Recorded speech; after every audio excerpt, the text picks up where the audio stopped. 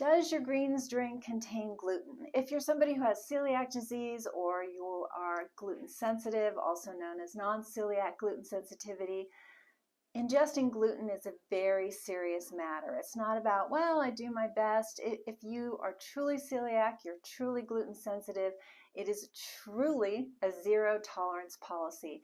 So that means it's not about the quantity, it's about the quality. Are you getting any?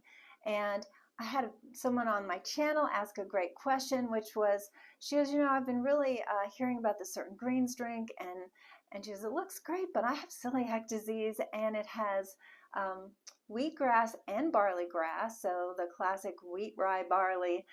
There are other grains as well you need to look into, but she said, how could this possibly be gluten-free when it has wheatgrass and barley grass?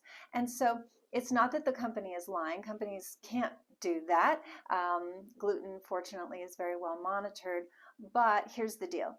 When the grain is forming, it starts as a grass before it develops seeds. So at up to a harvesting of 10 days to 2 weeks, that's only a 4-day window, at that point the gluten has not developed because the seed has not developed.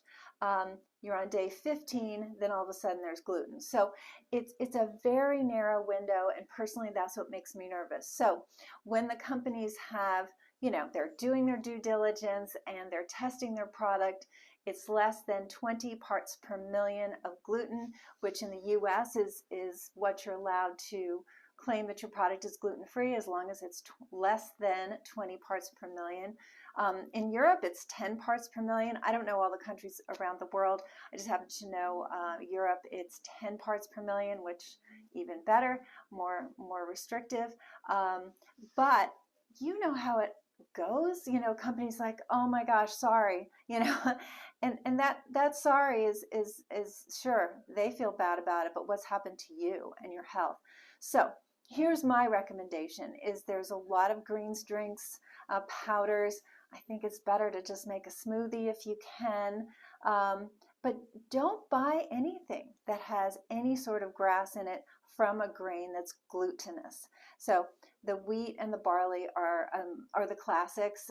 There may be other grasses that are used that come from glutinous grains. I would just stay away from them. I don't think it's worth it. I really don't think it's worth it that the grass was, 15 days old and not 14, and it was starting to form it, and you're super sensitive, and there you go. So, it's not just people get stomach aches, what it does to your immune system, and it can trigger an autoimmune disease because you've been just, kind of walking a tightrope. So it's a serious thing to be glutened, as the expression goes, whether knowingly or, you decided to cheat, but it's even worse when you're trying to eat healthy and you get gluten. So I wouldn't chance it.